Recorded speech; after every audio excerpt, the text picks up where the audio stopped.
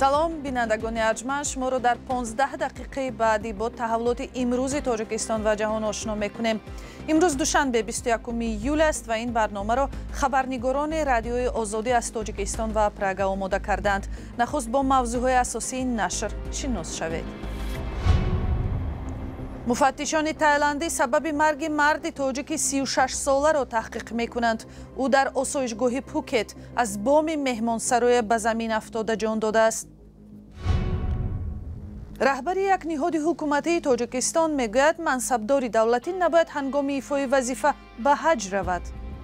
баъде ки нафақа фурӯмадан, баъде ки аз хизмати давлатӣ озод шудам, марҳамат рафтан бигирад. кормандони оҷонсии зидди фасод дар Тоҷикистон мегӯянд кори онҳо бисёр муассир аст, вале назари мардум ба мубориза бо коррупсия ҳамсон нест. давлат худш бояд ки таҳти назорат бигира ҳамкоркунои худша. вале шурӯъ мекунем аз Москав. имрӯз дар як додгоҳи ҳарбӣ муҳокимаи пешакии парвандаи 19 гумонбар ба тарҳрезӣ ва анҷоми ҳамлаи маргбор ба толори консертии Крокус оғоз шуд.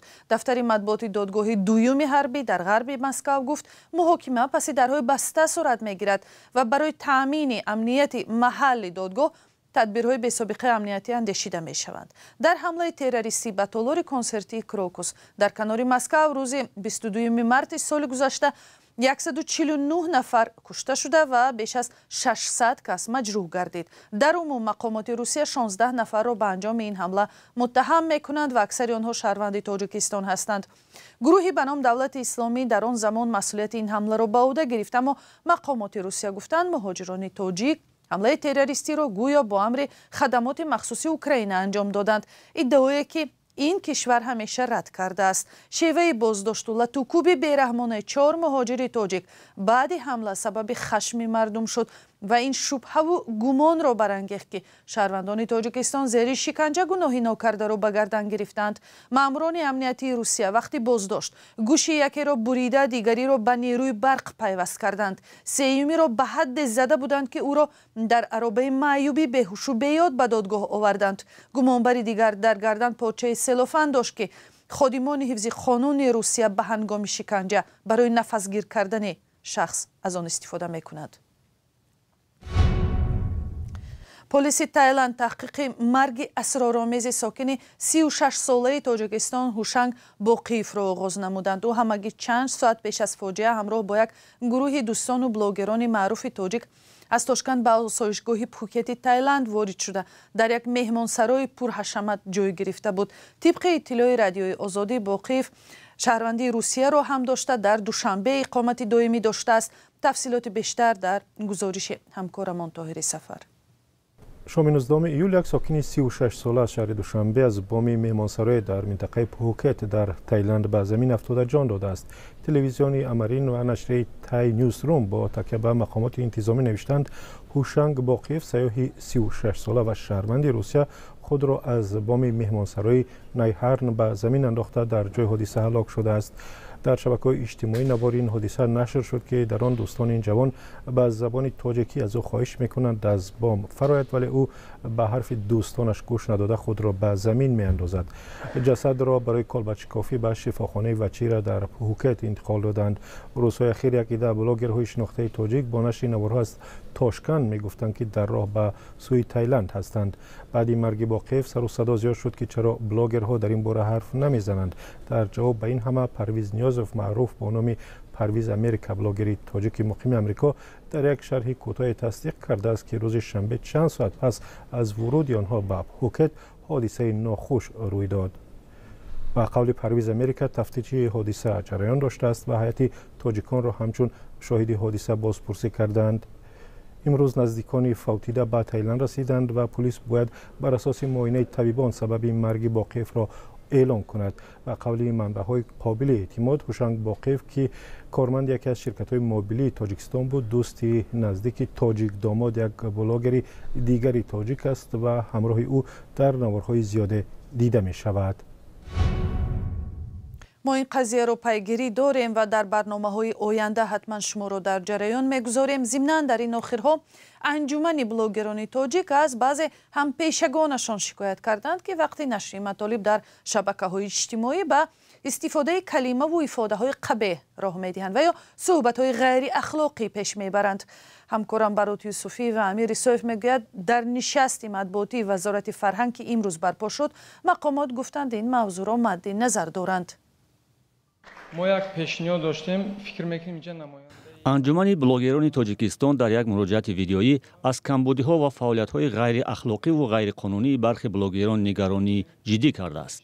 در مراجعتی رئیس این انجمن آمده است که برخی بلاگران بیرون از آداب معاشرت و تبلیغ مشروبات و موادهای گروه‌های ممنوع دست می‌زنند که از این بابت از سوی مقامات به جوابگری کشیده می‌شوند.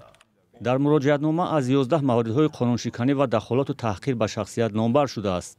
از فعالیت نادرست و کمبود بلاگران در نشست خبری وزارت فرهنگ نیز نگرانی شد. اما از اون که بعضی بلاگرهایی که نه به صحنه بلاگری قدم می‌نهند و از دایره آداب معاشرت بیرون میشوند، خود اساتید هم دیروز من تماشا کردم در شبکه‌های اجتماعی مراجعت کردند. یعنی این کار دست جمعانه است. پیش راه چنین بسرسامانی اگر گویم در عالم ژورنالیستیک رو کار یک مقامات نیست، کاری اهل فرهنگ است، اهل ضیا است، نهادهای و تشکیلات‌های ایجاد می‌باشد. بلاگران با تجربه راه‌های جلوگیری از فعالیت برخی بلاگران غیر حرفه‌ای و پخش و تبلیغ نوارهای آنها از سوی بینندگان شبکه‌های اجتماعی را توصیه می‌دهند. پیشگیری این چیز فقط یک چیز کردم ممکن تماشا نکردم، کامنت نموندم، لایک نموندم، عموما ایگنور کردم. کمیته انداز در آغاز سال اطلاع داده بود در کشور 114 بلاگر ثبت شدند که نظر به سال گذشته 26 کس زیاد است. نمایندگان این کمیته گفته بودند بلاگران سال 2024 با بودجه کشور 2.2 میلیون سومانی مالیات سپاریدند.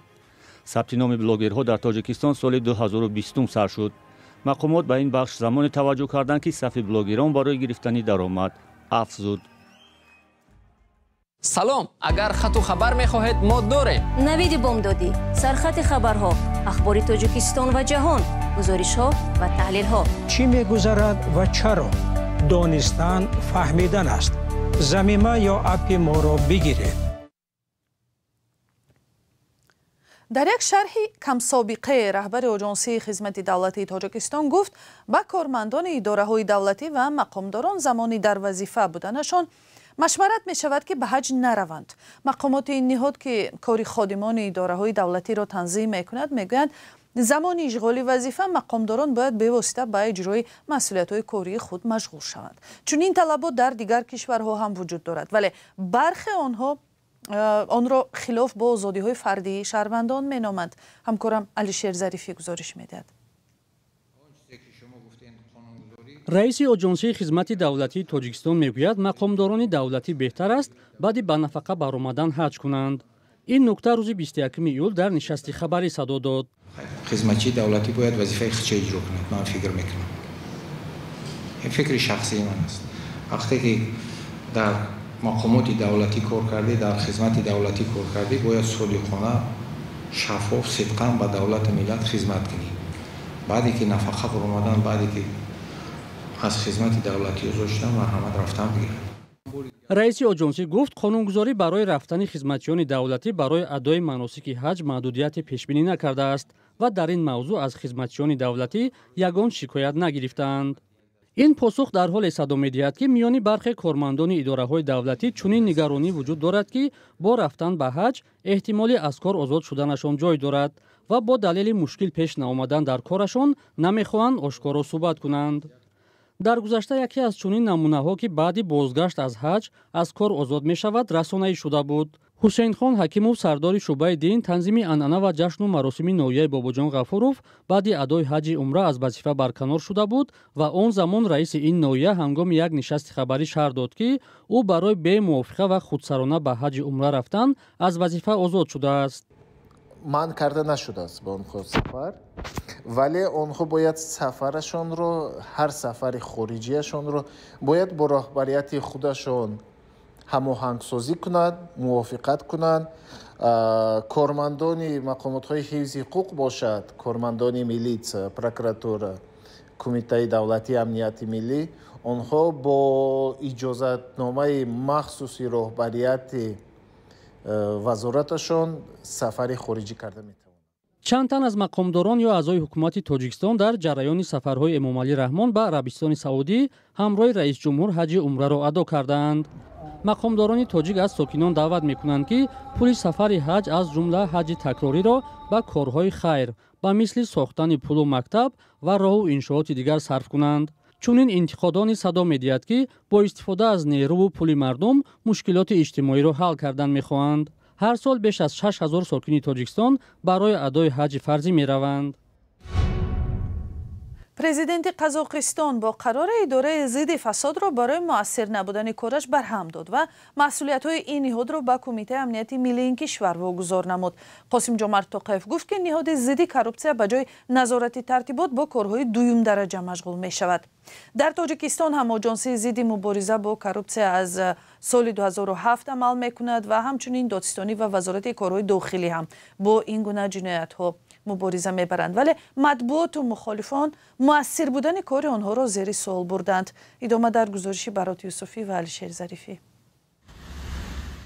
آژانسی مبارزه با کورپسیای تاجیکستان از آشکار نمودن 1245 جنایت در نیمساله اول سال جاری خبر داده است که از آنها 442 جنایت مربوط به فسادکاری است و بیشتر از 600 مورد جنایت‌های اقتصادی خصوصیت کورپسیونی داشته بوده است. با اطلاع این نهاد در این دوره بیشتر از 200 سنجش و تفتیش انجام داده در نتیجه زیاده از 600 میلیون سوم زیان مالی آشکار کردند. اعلان چنین آمارها در راه مبارزه با فساد در حالی است که برخی منتقدان فعالیت این آژانسی را چندان مؤثر ارزیابی نمی‌کنند. البته که باید کمیته مبارزه بر ضد کورپسیا باید مستقل باشد و مستقلانه عمل کرده بتونه تا که کورپسیا در تاجیکستان ریشه‌کن کرده شود. وجود کورپسیا از موضوعهای داغ است که در جامعه تاجیکستان نظرها برای پیشگیری آن گوناگون است. ساکنان هم در صحبت سریراهی نظرهای خود را درباره سطح فساد و راه‌های کاهش آن ابراز داشتند. مبارزه با کورپسیا بهتر شده است. به خاطر چی؟ به خاطر که حکومت الکترونی همه چیزا با طریق غیر نقدی حاضر بیشتر عملی شده ایستاده است. به همین خاطر فکر میکنم که با مرور زمان که پورا از بین بردن شاید که غیر امکان باشه، لیکن با مرور زمان همین چیز در صورت همه گونه خدمت رسانی ها شفاف در اینترنت جایگیر باشد، همین حالت حد امکان است که 90% همین کار سالت شود پیشگیری شود عملای کورپسیونی. بله باید باشد. برای ایش یکدیگرش تحت نظارت میگیرن خوبتر میشوند. خیلی پراگیری کمتر میشود.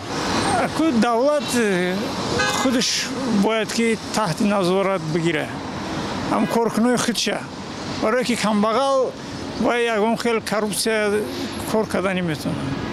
شفافیت بین الملل یا ترانسپرنسی اینترنشنال در رده‌بندی آخر خود از میان 180 کشور تاجیکستان را در زینه 164 قرار داده است که یکی از زینه‌های پایین‌ترین به حساب می‌رود. نمایندگان آژانسی مبارزه با کورپسیا در تاجیکستان با چنین ارزیابی راضی نبوده میگویند این سازمان درباره تاجیکستان معلومات کم دارد، بنابراین ارزیابی‌هایش قابل اعتراف نیست. وجود فساد در اداره‌های تاجیکستان در گذشته بارها مورد تنقید قرار گرفته است.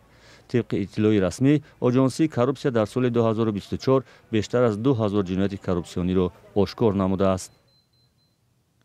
و یک خبر، سرحدبانان روسیه چند مهاجر از تاجیکستان و ازبکستان را برای آبونه شدنشان به صحیفه‌های گروه‌های تندرو و هم شبکه‌های طرفدار اوکراین از ورود به روسیه منع کردند.